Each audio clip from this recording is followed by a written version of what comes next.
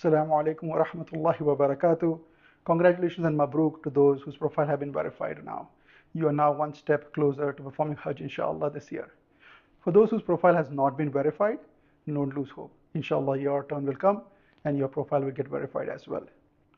So once your profile is verified, the next step is to select a package category and to top up your e-wallet account. So today in this video, we will do a step-by-step on how to select the package category and then top up your e-wallet account. So let's get started. If you are from a country that is supported by Nusuk, you want to use this process.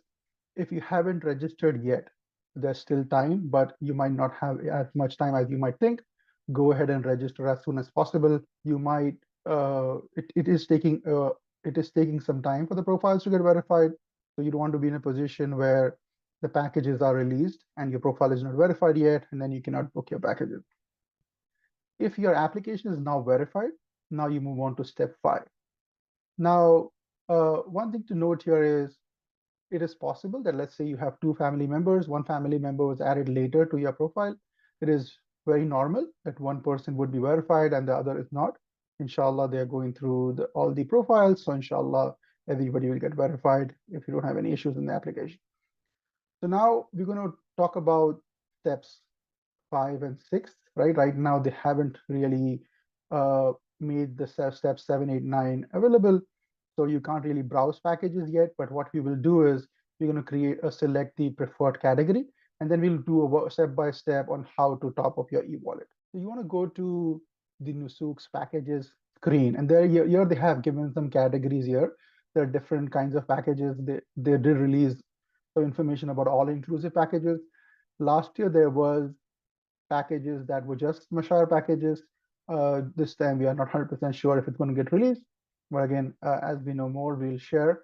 So, but there are different types of services that are provided. And then basically the broad classification is it a luxury category where you have 5-star hotels? Here you have option between different kinds of the camps as well, the VIP tent as well as the normal American one. The second category is premium, where it's basically 4-star hotels. And the third category is standard. Now, for each of these categories, there is also what they call shifting versus non-shifting.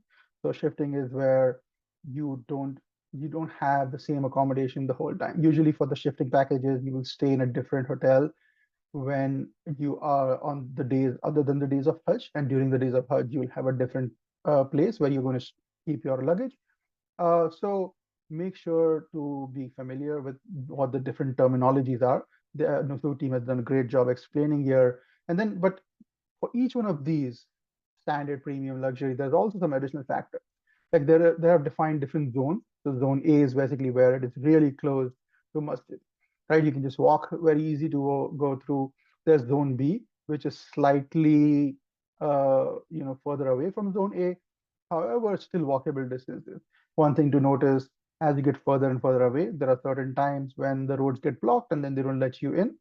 So something to factor in, uh, especially close to the days of Hajj. So the closer you can be, the better, basically, in terms of getting easy access to the masjid.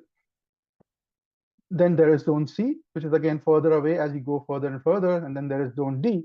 This zone D is closer to Jamarat and, so people who do, and Mina, so people who do stay here during the days of Hajj, it might be actually easier if you're here. But then otherwise, going to Haram is where it takes a little bit more time.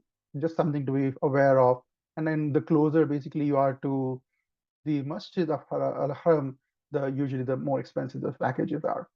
So what it is asking here to do is basically when you are verified, it'll ask you to select a preference. You don't have to decide for sure for now. You can select a package that kind of works for you, what most likely you're looking to do. There's no commitment. You can anytime go in and change the package. So you can anytime go in and change the package category. So you can say luxury, premium, standard, whatever, and then you can always change it. Again, they are going to review. Our understanding is they're going to release the packages for review.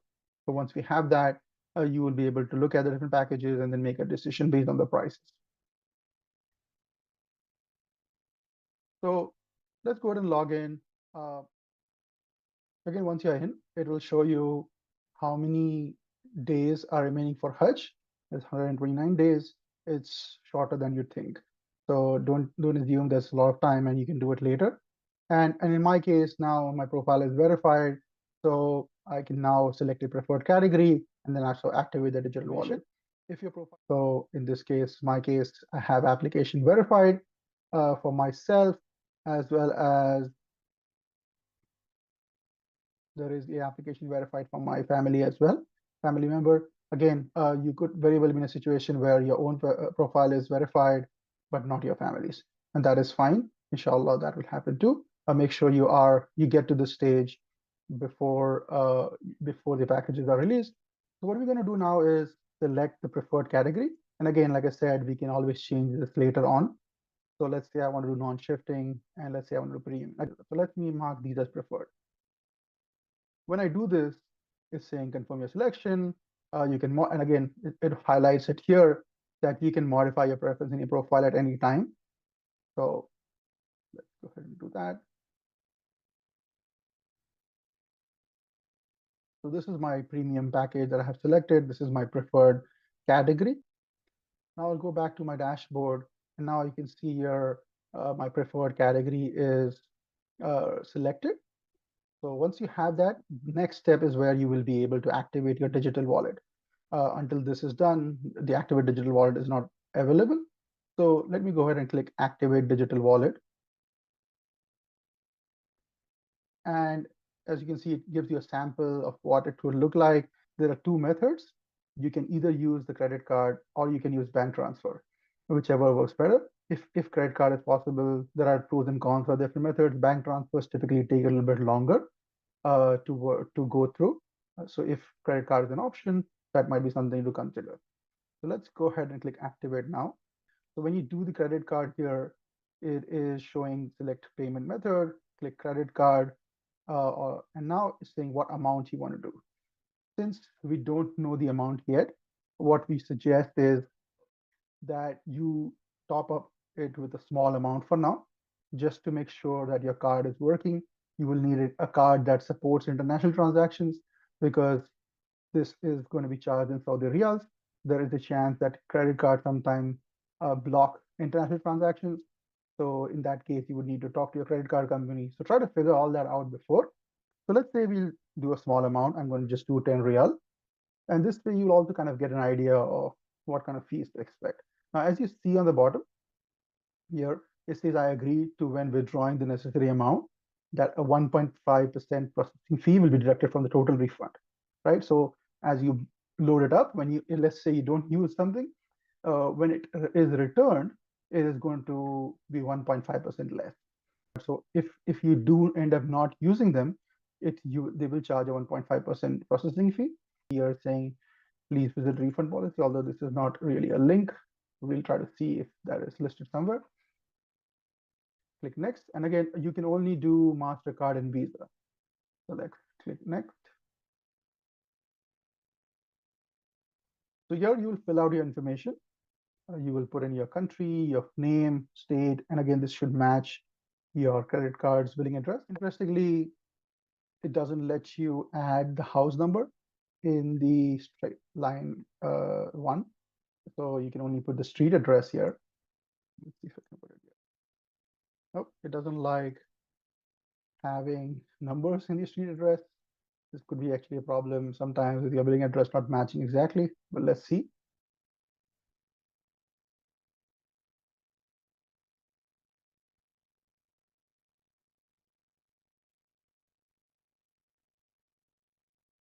So you're saying total amount, I'm doing 10 riyals, should ask me for the card number, expiration date, card holder information, and CVV.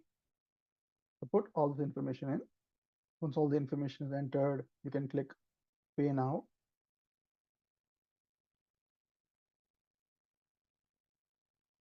Okay, so it says your e-wallet has been charged successfully. So this is, I think, a great addition that they have done last time. Selecting a package and booking it was one single step. And if your card got denied, basically by the time the package would get sold out. So this is a good opportunity for you to basically go in and load, and then you can basically do it multiple cards. Last time you only had to do it with a single credit card. So you can use this option to load. So right now I have $10 reals loaded. What we'll next do is check. You can check in your credit card to see what got charged. So if I look at my credit card, I see that I got charged with a title of description of Nusuk Hajj on the transaction. And so if you do get blocked, you need to probably call your credit card company, let them know that you are making a purchase for Hajj. It will be in description of Nusuk Hajj. And then one other thing that you can probably see here is I did 10 real. So it came to $2.67. And so it comes to about 3.74, which is pretty good, uh, which is actually a pretty good foreign currency conversion rate that we got. Again, try to use a card that has zero fees for international transactions. So now that we have done one transaction with the credit card, let's try to top up with the second method of using a bank account. Click top up.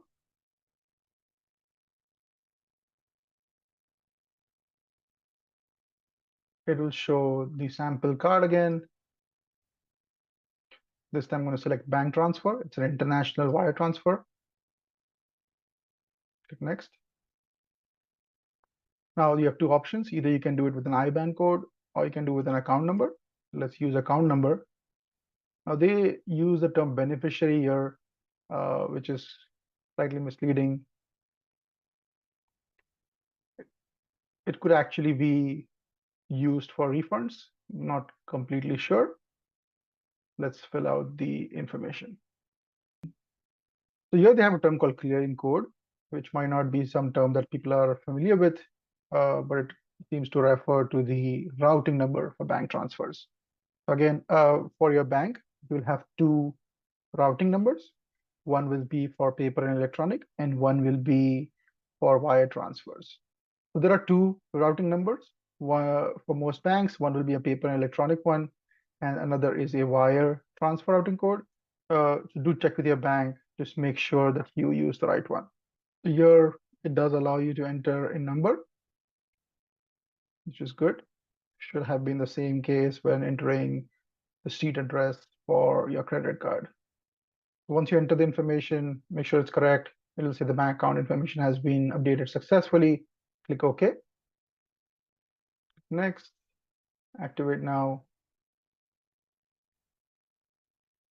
Now, when you go to the bank transfer option, you will see the information that is actually going to be needed to send the bank transfer. So you have the bank name, you have the SWIFT code, IBAN number, beneficiary bank address. You're going to take all this information, and in some cases, some banks allow you to do an online international wire transfer. Since it's most likely will be a large amount, you might want to go physically to the bank just to make sure that everything is done correctly. Now, the IBAN number is unique to everybody gets a different and exclusive IBAN number. So do not share it with anyone else. It does say that when you withdraw, there will be 1.5 processing fee deducted from total refunded year as well. It's asking you to visit the refund policy, and it can take about 10 days.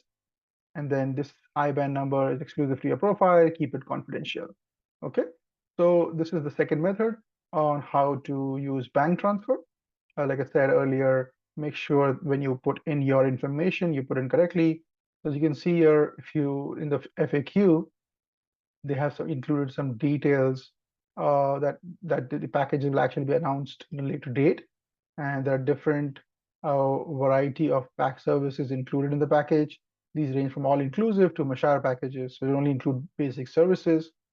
And choosing the package category allows you easy access to the package that suits your preferences when made available. So this category that we selected, when the packages are released, it will narrow down and show only those packages that belong to that category. If you want to explore other categories, you would go back into your profile and change your preferences.